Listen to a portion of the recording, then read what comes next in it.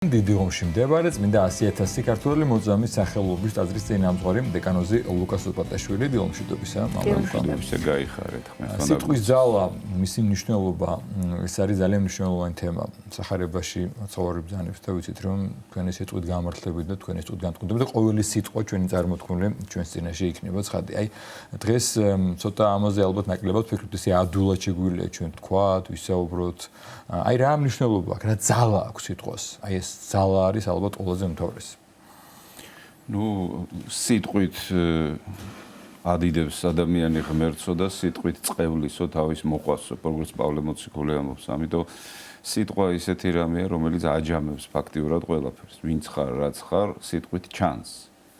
და სიტყვას როგორც ეპყრობა ადამიანი, იმნაირია შიგნით. ამიტომ აი მაგალითად წმინდა მამებს წესად ჰქონდათ ესეთი, რომ თუ თქვათ ადამიანის გაცნობა უნდათ ესაუბრებოდნენ მათ. ჩვენც ესე ვართ, ვესაუბრებით ადამიანს. იმიტომ რომ შიგნით რაც ხდება, კოკასაშიგან რაც ადგას, იგივე წარმოსდინდების და ის გამოდის გარეთ, რაც შიგნით ხდება. ამიტომ ძალიან მნიშვნელოვანი პროცესია ეს სიტყვა. იმიტომ რომ ჩანს შიგნით კეთილშობილებაა თუ ბოროტმოქმედებაა. ანუ რისთვის ემზადება ადამიანი სიკეთისთვის თუ ბოროტებისთვის? რას ამწიფებს ადამიანი თავის თავში? იმიტომ რომ ყველაფერს თავისი მომწიფების დრო აქვს. როგორც უფალი ამბობს, რომ ვაიო მიდგომილთო. ანუ ფეხბძიმე მანდილოსანი ნახსენები, მაგრამ ეს ის ალეგორიაა, რომ აი ვთქვათ, უცებ არის შვება ადამიანი, იმას რაღაცა განვითარების სტადიები ჭირდება 9 თვე ვთქვათ, ხომ? და აი ასეა ადამიანისგან წარმოშობილი სიტყვაც. კეთილი თუ ბოროტი ის მწიფდება დიდი დროის მანძილზე და ვაი მათო ვინც ბოროტებას ამწიფებსო თავის თავშიო და აი ბუნებრივია რომ ადამიანმა უნდა თავის თავში ვთქვა თუ მე ბოროტი სიტყვა ვთქვი ეს ჩემში ცხოვრობს ეს ბოროტება ჩემში დიდი ხანია და მე მას ვაძლევ განვითარების საშუალებას და საქმეც ის არის რომ ჩემი დანიშნულებაც ის არის რომ მე განვითარების საშუალება არ მივცე ჩემში ბოროტებას არამედ სიკეთე განვავითარო. აი როგორც მიწათ მოქმედი სარეველას სპობს, კეთილნაყოფს აძლევს გაქანების საშუალებას. თორემ სარეველა რომ არ მოსპო, კეთილნაყოფს გასაქანი არ მიეცემა. შეიძლება ისიც გაიზარდოს, მაგრამ აი უნაყოფო იქნება, ან ნაკლებად ნაყოფიერი. ამიტომ ეს შემოქმედებითი პროცესია ფაქტიურად და ადამიანი რო შემოქმედია, პირველ რიგში ჩვენი შინაგან სამყაროში უნდა ვიყოთ ჩვენ შემოქმედები. გვინდა თუ არ გვინდა, ჩვენში ან სიკეთე ხდება და ან ბოროტება ხდება. და თუ ყურადღებას არ მივაქცევთ შინაგან სამყაროს, ბოროტება მოხდება, როგორც ყოველთვის, აი როგორც მიწას რო ყურადღება არ მიაქცევ, იქ უფრო სარეველები წამოვა ვიდრე ხა თავისით არ ამოვა კეთილი ნაყოფი. სანამ ნაყოფს მოვიმკით, მანამდე თავისთავად უნდა ვიზრუნოთ იმაზე, რომ დაუმუშაოთ სწორად ხომ ის ნიადაგი და ალბათ თავდაპირველად სწორედ პატარაობიდან უნდა დაიწყოს ეს ყველაფერი, ეს პროცესი და მშობელმა ყურადღება უნდა მიაქციოს და ასწავლოს ალბათ შვილს ის თუ რა ძალა აქვს სიტყვას და შესაბამისად უკვე კეთილმსხვერპლი იქნება. აი სიტყვა კულტურა, აი ეს წარმოშობა აქვს. ნუ კულტივაცია, კულტურა ეს ფრანგული სიტყვიდან მოდის და ესე იგი კულტურა ნიშნავს იგივე კულტივაციას, მაგალითად მიწის კულტივაცია, მისი გაკულტურება, ანუ სარეველა ისპობა და საშუალება იქნება, რომ კეთილი ნაყოფი წამოვიდეს. ეს არის მიწის კულტივაცია და თუ ადამიანი კულტურულია, მან სწორედ უნდა მოსპოს სარეველები თავის თავში და პირობა მისცეს სიკეთეს განვითარებისთვის. ასეთ ადამიანს ქვია კულტურული. დღეს შეიძლება ეს ტერმინოლოგიური აღრევა გვაქვს და კულტურული ადამიანი შეიძლება სხვა რამეს ნიშნავდეს, უფრო გარეგნულს ნიშნავს დღეს ვიდრე შინაგანს. არადა შინაგანად არის მთავარი რა ხდება ადამიანში. და ეს ძალიან შემოქმედებითი პროცესია. შინაგანად, როდესაც ადამიანი სპობს ბოროტებას და სიკეთეს გასაქანს აძლევს, აი ეს არის ზუსტად კულტურული ადამიანი. და როგორც თქვით, ესე იგი დღეს შეიძლება ადამიანი, თქვა, ამბობდეს რასაც უნდა, როგორც უნდა, ანუ გასაქანს აძლევდეს ბოროტებას თავის თავში. აი ადამიანი არის ის ღვთის კურთხევით, ვინც ბოროტებას გასაქანი არ უნდა მისცას. 60 ბაღი უნდა დაიცვას. ანუ თავისთავად უნდა დაიცვას, რომ 64 გავხდეთ ჩვენ და არა ჯოჯოხეთი. სიტყვის თავისუფლება, ეს ძალიან ცნობილი ფრაზაა ბოლო წლებში. ეს ნიშნავს იმას, რომ მე რაც მინდა, როგორც მინდა, სადაც მინდა, ვის მიმართაც მინდა ისე ვთქვა, რადგან ჩემია მეწარმართე და სიტყვის თავისუფლების ლოზუნგით ვყარო სიტყვებიც მინდა. ქართველებს კაი გამოთქმა გვაქვს, რომ ენასო ძვალი არა აქვს. ანუ ძალიან მოქნილია ეს ენა და თუ ენას მიანდობ, ენა ყველაფერს იტყვის. ენა ახლა თავისით უბრალოდ ორგანოა, როგორც თვალი, ყური, სადაც გაიხედავ, იქეთ გაიხედება, თვალი თვითონ არაზროვნებს. როგორც ენა თვითონ არაზროვნებს. უბრალოდ ენა არის გამოხატულება იმისა, რაც შიგნით ხდება. თუ ადამიანში არის ბოროტება, ის ყოველთვის ცდილობს, რომ ყალბი დემოკრატიით, ყალბი თავისუფლებით გაამართლოს ის, რომ რაც უნდა ის თქვას და რასაც უნდა იმას მიაღწიოს. თუ ადამიანი შინაგანად თქვათ თაღლითია, ცილისწამებელია, манипуляტორია, ღმერთთან კავშირი არ აქვს, უკულტუროა და მრავალი სარეველა მასში განვითარებული, მაშინ ენა ყველაფერს იტყვის, აი აბსოლუტურად ყველაფერს იტყვის. ის არისო თუ ზუსტად გამახსენდა როგორც პავლე მოციქული ამბობს, ეს არის ჯოჯოხეთის სამკაული, ეს არის მთავარი, ჯოჯოხეთის მთავარია. აი რაც ამოანთხებს ბოროტებას, ეს არის ენა. რაც ადიდებს ღმერთს, ესეც ენაა. მაგრამ აი ადამიანი ძალიან გამჭვირვალეა ენიდან გამომდინარე. იმიტომ რომ რას ამბობს ადამიანი, ეს ძალიან მნიშვნელოვანია. იმიტომ რომ ის თავის თავს აჩვენებს ამით.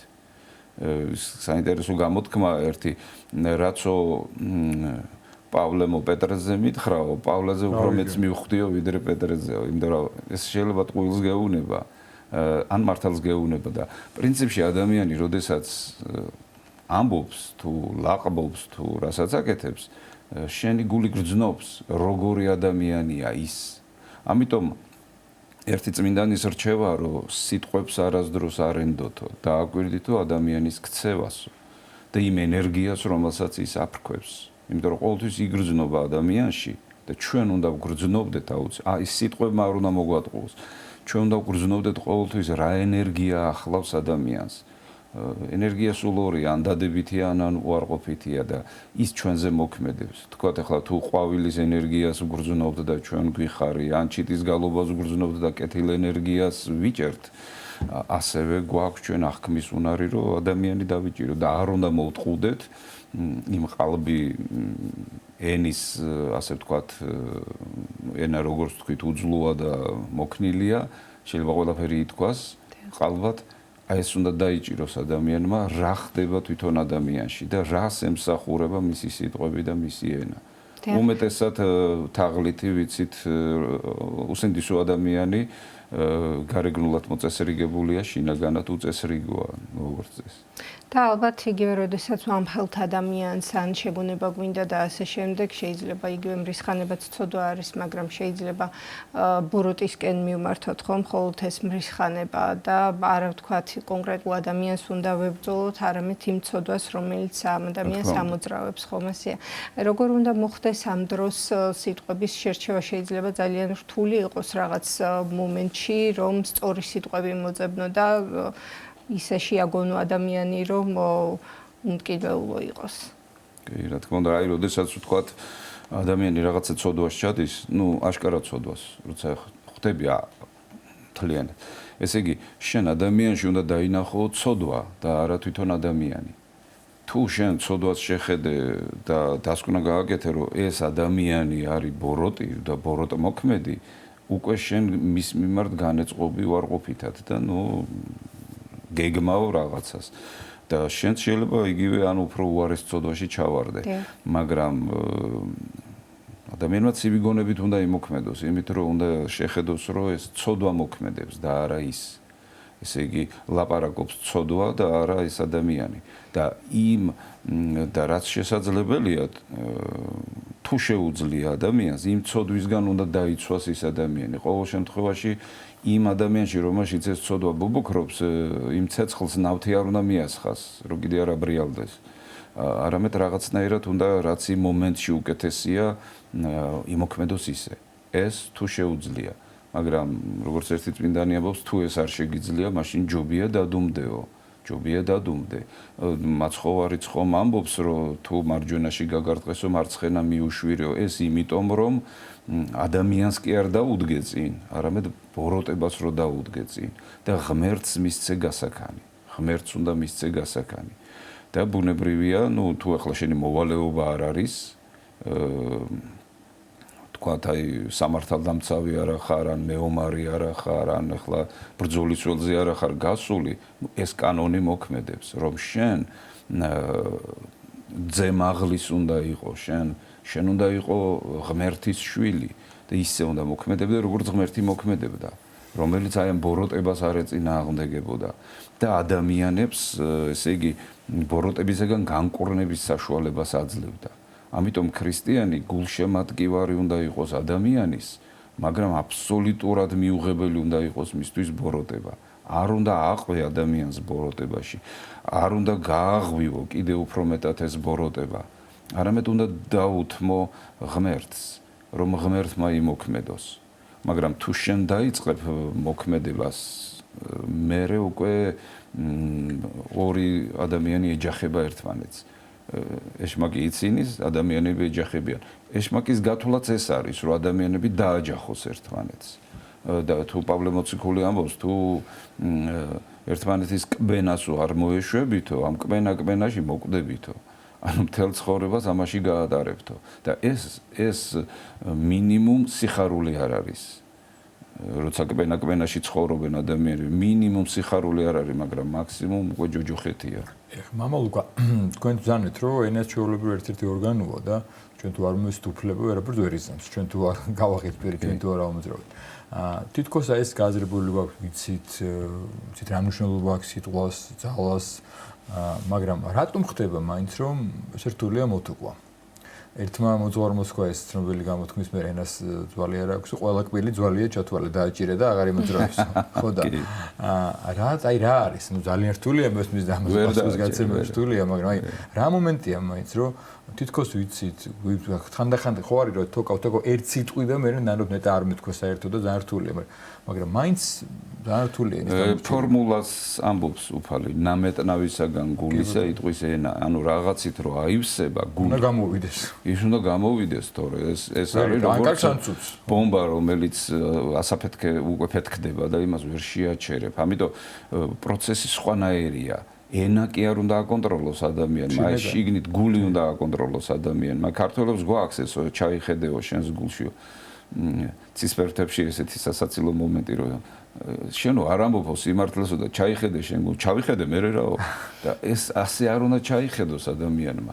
დილას ლოცვას, აღამოს ლოცვა, ყოველთვის განმარტოება ეს ჩვენი გული უნდა განვიკითხოთ, რა მწიფდება, რა იზრდება, რითი ივსება ჩვენი გული.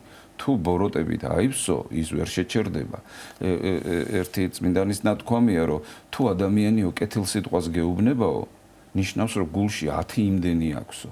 უბრალოდ ენა უძლურია, რომ გამოთქვას ის ბედნიერება, რომელიცაც ადამიანი განიცდის. და თუ რაღაცა კეთილს ამბობს, ნიშნავს, რომ გულში გაცილებით მეტი აქვს. მაგრამ თუ რაღაცა ბოროტებას ამბობსო, ნიშნავს, რომ გულში 10 იმდენი აქვსო. და უბრალოდ ახლა 10 იმდენი ვეღარ ეტევა გულში და მერე გამოდის ის გარეთ. მაგრამ გულში რო ვთქვათ, სიტყვაზე 10% გქონდეს ბოროტება, იმას რაღაცა განსაკუთრებული პირობები ჭირდება, რომ იმან ამოხეთქოს. მაგრამ ძირითადად მალავს იმას ადამიანი და აი რაღაცა 100%-ით რო აივსება, მერე უკვე ამოხეთქავს ის და ადამიანი ირგვლივ, უბრალოდ იგესლება, ან ილოცება ადამიანი, გააჩნია გული რითი აქვს სავსე. სანამ ეს ყველაფერი დაგროვდება, ალბათ ჯობია თავიდანვე დასაწყისშივე მოხდეს ამაზე საუბარი, ალბათ მამა ლუკა ხომ რომ ეგ არის ადამიანობა, რომ სწორედ ეგ პროცესი უნდა აკონტროლოს ადამიანმა. ეხლა თანამედროვეობაში ზოგადად ესეა, რომ ჩვენ ყურადღება ძირითადად გადატანილი გვაქვს გარეთ. სხვას ვაკვირდებით, სხვას ვაკონტროლებთ, სხვას გავიკითხავთ, სხვის შეცდომებზე ვფიქრობთ, სხვის წარმატებას განვიცდით, ან რაღაცა ესეთი ხო შეიძლება და აი პირიქით გარედან ყურადღება თავის თავში უნდა გადაიტანოს. ეს უმაღლესი ჭეშმარიტებაა, რომელიც ჟღერს, რომ შეიცან თავი შენი. შენი თავი თუ არ შეიცანი, რა ხდება შენს თავში, აი 64-შიც რო დამკვიდრდე, ის 64-ც არ მოგეწონება. იმიტომ რომ გინდა რომ შენი მოსაწონი იყოს ყველაფერი და თუ შენს თავში გადაიტან ყურადღებას და იქ დაალაგებ შენს სახლს, ესე იგი შენ იცხოვრებ კომფორტულ და კეთილ სახლში. აი მაგალითად როგორც ჩვენ ცხოვრობთ ახლა ჩვენი სახლები გვაქვს და ახლა იმ სახლში არეულობაა თუ დალაგებულობაა იმის მიხედვით ჩვენ გვიხარია ან ნუ დიდ არაფერს არ გრძნობთ. მაგრამ ზოგადად შენ ოთახში რო შეხვალ, იქ შენს გემოზია მოწყობილი ყველაფერი და რო შედიხარ წესით უნდა დაისვენო, მოისვენო, განიმუხტო დამშვიდდე, სიჩუმეს ეზიარო, რაღაცა მადლი მიიღო და გარეგან პრობლემებზე კი არა, შენს პრობლემებზე უნდა გაამახვილო ყურადღება. ჯოჯოხეთშიც კი რომ მოხვდე, იქაც კი ღმერთი არის, როგორც დავით მეფსალმუნე ამბობს. შთათუ ხვდე ჯოჯოხედად შენ მუნვე ხარ უფალო, ესე იგი სადაც არ უნდა მოხვდე, რა გარემოშიც არ უნდა მოხვდე, შენში ღმერთი ყველგანაა და შენ შეგიძლია ღმერთთან ზიარებით იცხოვრო. და ეს მთავარი პროცესია ადამიანისთვის და ამ პროცესს უბრალოდ ძალიან დიდი ყურადღება კი არა, ეს არის ჩვენი სიცოცხლე, ამას სჭირდება სიცოცხლე და ქართველთა დიდი სიტყვა სიცოცხლე, მისი ფუძე არის ცეცხლი და ეს ცეცხლი უნდა ენთოს ადამიანში. ეს ცეცხლი, რომელიც ნათელიც არის, სიმხურვალეც არის, სიკეთეც არის, საღვთო ენერგიაც არის და ყველაფერი სიკეთეა და უბრალოდ როგორც ჩვენი წინაპარი იყო და მადლიანები უნდა ვიყოთ და მადლიანი ადამიანი რაც დგას კოკასაშინა რაცაც დგას იგივე წარმოსდინდების და შენში თუ შენ გამარჯვებულია სიკეთე შეუძლებელია რომ შენგან ბოროტება წამოვიდეს. ამიტომ ადამიანი რას ლაპარაკობს, რა გამოდის მისი პირიდან ასე თქვა, მეტყველებს რა ხდება მასში. უფალი ხო ამბობს რომ რა გულიდან გამოვლენ სიძვანი, პარვანი, კაცისყლანი, ამპარტავნებანი, ყველანაირი სიბილწე გამოვა გულიდან, იმიტომ რომ გულში გაიმარჯვა რაღაცა ბოროტებამ და გამოდის გარეთ. თუ გულში გაიმარჯვებს სიკეთე, გამოვა ჩვენგან სიკეთეც.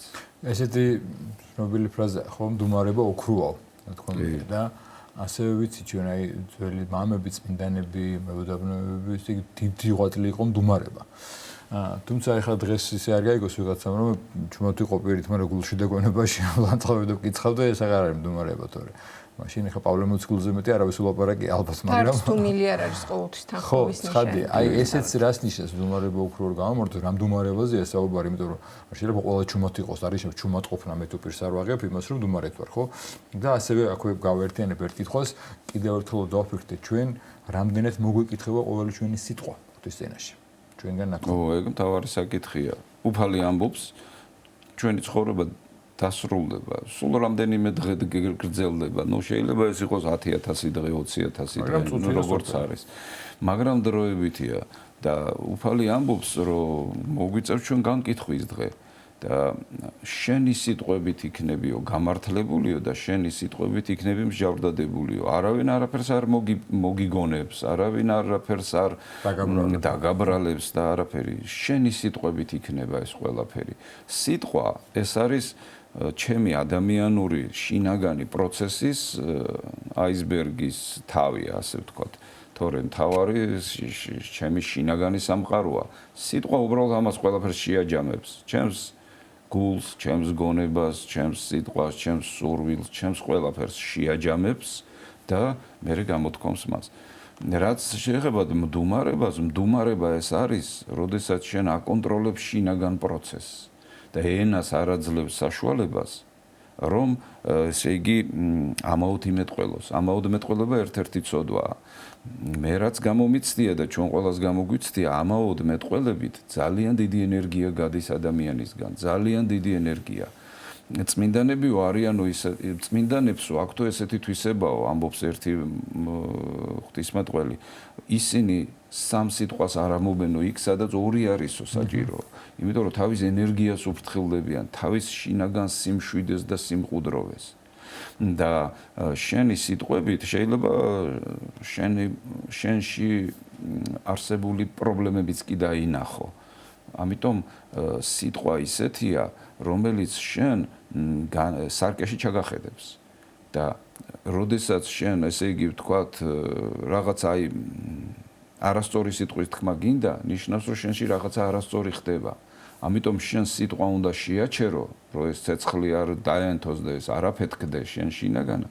არამედ შინაგანად უნდა შეაჩერო და შინაგანად უნდა განკორნო შენი თავი. ეს არის მდუმარება, როდესაც ადამიანს ყურადღება გადატანილი აქვს თავის შიგნით და ცდილობს რომ თავისი თავი განკორნოს. და თუ ეს არ აქვს მეუდაბნოეს, თუ ეს არ აქვს მონოზონს, თუ ეს არ აქვს ქრისტიანს, თუ ეს არ აქვს მამაკაც მანდილოსანს, ის სერიოზული ნაკლია. ამიტომ ხომ მოგვიწოდებს უფალი, რომ იყავითო სრულყოფილიო, ვითარცა მამა თქვენი ზეცათა სრული არისო. როგორი სიმშვიდეა ღმერთში და როგორი სიმშვიდეა მზეში ან ვარდში, რომელიც იზრდება და სიმშვიდეს აფრქვევს არომატზე ადრე. და აი ადამიანიც ესია, სიმშვიდე უნდა იყოს ჩვენში და სიმშვიდეს იწვევს პირველ რიგში მდუმარება. თორე თუ ადამიანი გადაერთო ლაპარაკზე, მერე ეს უკვე სტრესია. არასწორი საუბარი სტრესია თვითონ ორგანიზმისთვის, ჩვენი ნერვული სისტემისთვის. იძაბება გონება, იძაბება გული, იძაბება ნერვული სისტემა, იმიტომ რომ ომები იწყება სიტყვიდან გამომდინარე და 1000 ჩხუბი და 1000 უბედურება და კაცისკულები, ეს ყველაფერი სიტყვიდან მოდის, რაღაცა სიტყვიდან. ამიტომ სიტყვას თუ აკონტროლებს ადამიანი, როგორც პავლე მოციქული ამბობს, ის სრული კაცია, სრული. და ყველაზე მეტად საჭირო და მოსაფრთხილებელია.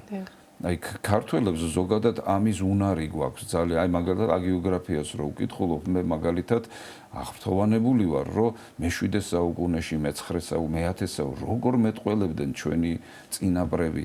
მე მწხვენია ხოლმე სასულიერო პირი ვარ და აი იოანე საბანისძე როგორ მეტყველებს. ერთ წინადადებაში იმხელა ინფორმაციას და ისე ლამაზად მოგცემს, რომ გაოგნებული ვარ რანაირად რანაირად ახერხებს ეს ადამიანი, მაგრამ იმიტომ ახერხებს, რომ შიგნით აქვს, გულში აქვს ეს წესრიგი და მეც გულში წესრიგი უნდა დავამყარო.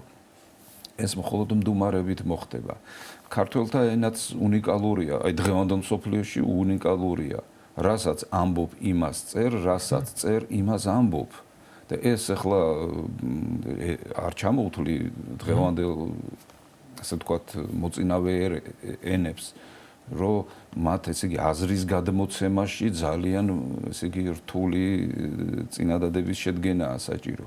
ჩვენ ზერს ეს აქვს, ეს სიმარტივე, ეს სილამაზე, ეს უბრალოება, ეს საღვთო სიმარტივე არის ჩვენში. ამიტომ ჩვენი ხო უნდა იყოს და არა უნდა იყოს.